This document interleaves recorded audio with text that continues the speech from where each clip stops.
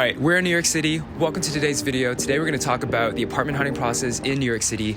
Hands down, this was the most stressful / intensive apartment hunting experience that I've been through. I did a lot of research about New York City apartment hunting before I even started, but there were still a lot of things that I didn't know even when I went through it. So I'm gonna go through everything that I learned and didn't know along the way. So hopefully all of this is helpful if you're thinking about moving to New York City, and let's get started.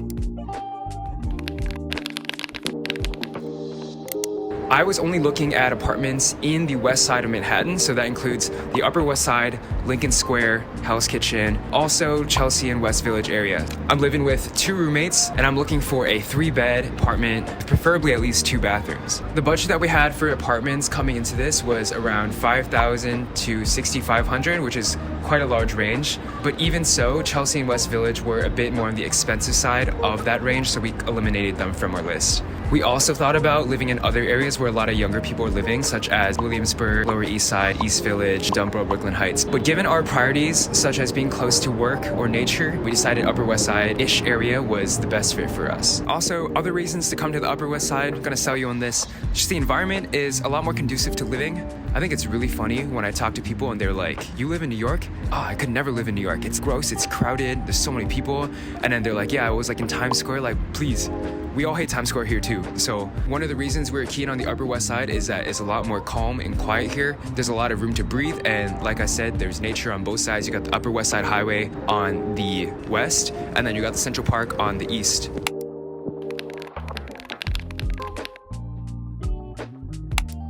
In terms of priorities for which apartment I wanted to live in, I had 3 main priorities that I was looking for.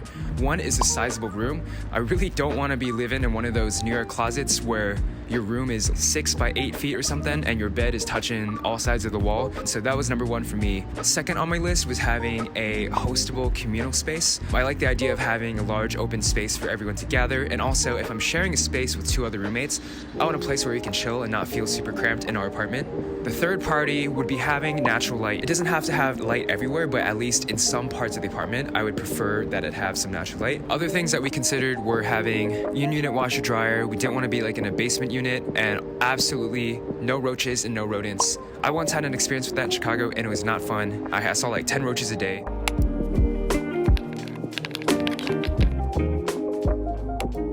I'm not even monetized yet, so I can't even get paid for this stuff. But if I had a sponsor for this video, I would want it to be sponsored by Open Igloo.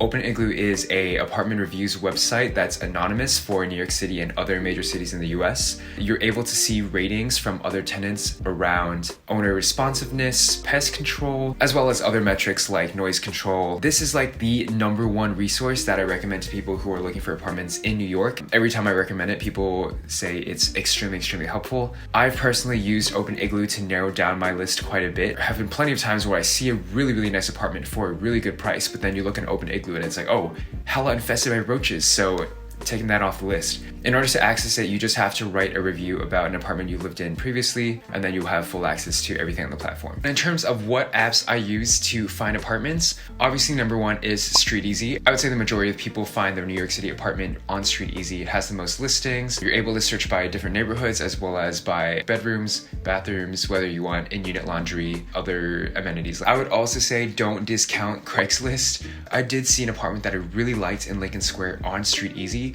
but I wasn't able to get it in time.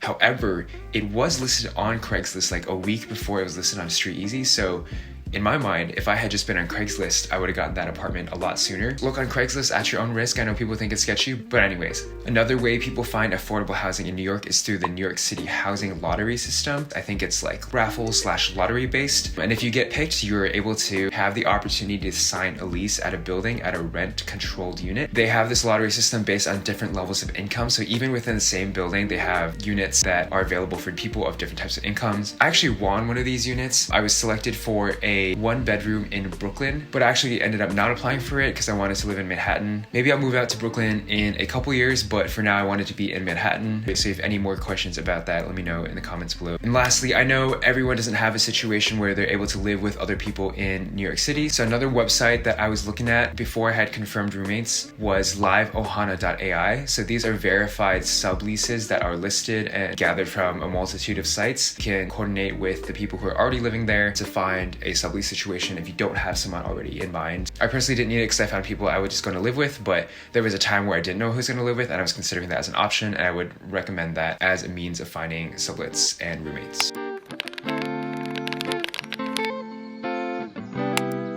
Alright, now on to whittling down the contestants that I had. I had saved 52 different listings on Street Easy during my apartment hunt, and then after looking through Open Igloo, reading reviews about roach infestations and whether the management was responsive, I narrowed that 52 down to 17 apartments that I wanted to look at. In terms of getting a tour, some of them weren't available for the weekend that I flew into New York to tour. I came exactly 1 month before I was intending to start my lease, and I think that was perfect timing. Most leasing agents want you to sign the lease pretty soon after you tour, so I wouldn't recommend going any earlier than a month or any later than a month before you are intending to sign your lease. From that 17, I was able to get 13 tours, which I toured throughout 3 days, and out of those 13, there are only 5 that I was actually considering, so let's walk through the tours. I have the videos, I'll put the prices, amenities, and all that in there. But yeah, let's go through each apartment. First up is Woody. Woody is a 3-bed, 1-bath in Upper West Side for $4,850 a month. I named this apartment Woody because from the closet door to the floors and the tiles, even the heater and the closet edges, everything was brown, and when the light came in through the windows, it made everything tint brown as well.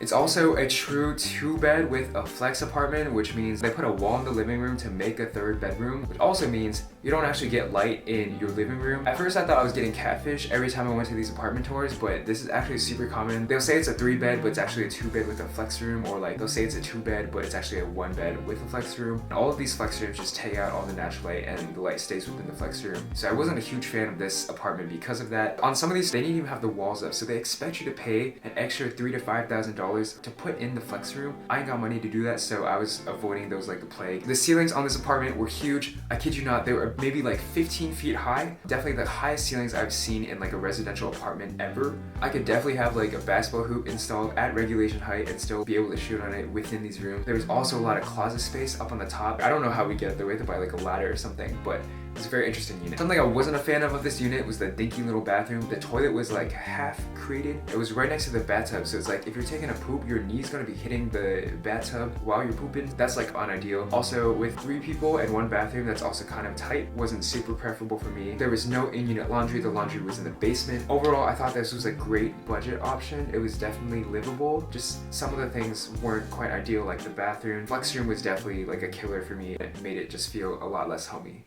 Alright, the next up on my list is Bertha. Bertha was a really nice unit with a modern touch to the old woman that she is. Bertha was a 3-bed, 1-bath for $5,995 a month. Bertha is located in the Upper West Side and had the best kitchen I had seen across any of the apartments that I toured. There was this lovely gas range, 2-section dishwasher, humongous fridge, lots of cabinet space and counter space. The unit was owned by owners and they were renting it out. The bedrooms were also very, very large. The 2 largest rooms, one of which I would have taken, measured probably to be around 15 by 12. It was also 1 bathroom, so that might have been tight, but given how nice the finishes were, it was like close to the C-stop, and also the kitchen was really, really nice. We were highly considering this one. One of the cons about living in Bertha, that kind of sounds weird, is that Bertha likes it quiet. So this is in a co-op where all the people who are living in the units own their units. So they're like older people, not like us. They like it really quiet and they don't want noisy neighbors. So there was an interview process to get the application for this unit. The leasing agent was also really trying to suss us out to see if we'd be quiet or whether we'd be noisy. They're like asking us what we do for fun, what we like to do on weekends, wondering if we like to live a quiet lifestyle. In my mind, one of my priorities is just being able to have a hostful space and to have friends over and throw events and stuff like that. We really had to weigh the pros and cons between having this super nice unit but also living in a co-op with a bunch of old people. So that was one of the things we were considering. This next one was Sarah. Sarah was going for $6,450 a month. I actually did not end up naming this unit. The name of this unit is legitimately named Sarah by the leasing agents and the application that we had. Sarah is a newly renovated modern unit with 3 beds and 2 bathrooms. There's a lot of natural light and an open floor concept with the kitchen and living room being attached, giving it a lot of open space. The ceilings are also quite high in this one. The ceilings are 12 feet high, and in combination with with the open floor space, it makes the space feel quite large. One of the huge perks that we loved about this unit is that it was really close to the express stop as well as grocery stores. It made the location of the Sarah very, very accessible for all of us. Also, the finishes on the bathrooms were probably the best that I had seen. Everything was really sleek and modern and very clean. One of the cons about Sarah is that the kitchen was absolutely tiny. So there are 2 large cabinets in the kitchen, but it turns out one of them's the fridge and one of them's the in-unit washer dryer, so that leaves pretty minimal cabinet space for 3 people to be sharing in the kitchen. But overall, with renovated finishes, 2 bathrooms, open concept living space, and lots of natural light, Sarah seemed like a pretty good option that was up to par with at least Bertha.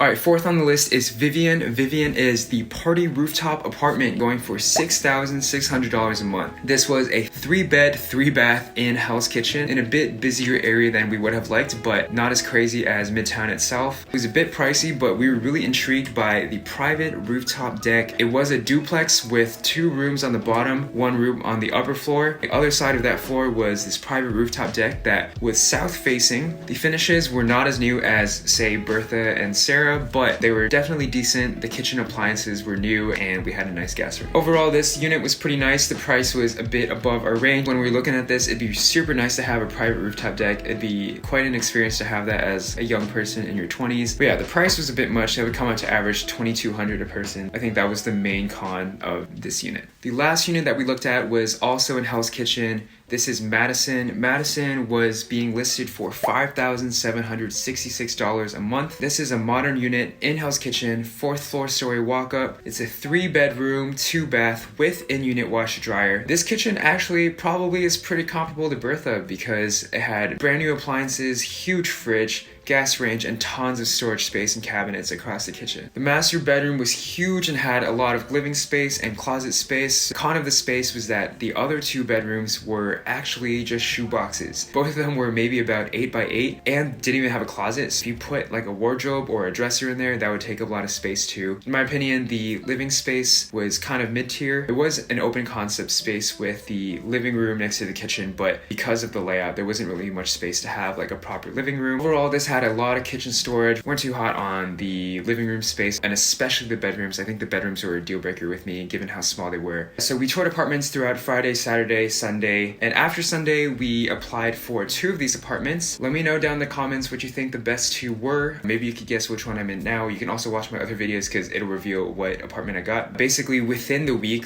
went through the application process, got approved and signed it. But yeah, hopefully you found this helpful, and good luck if you are finding apartments right now. It is a very stressful process, especially if you're doing it in the summer. I was lucky enough that we were on the winter cycle, so there's a lot less competition in terms of tenants. But yeah, I'll be doing an apartment tour video soon, so subscribe and follow for more.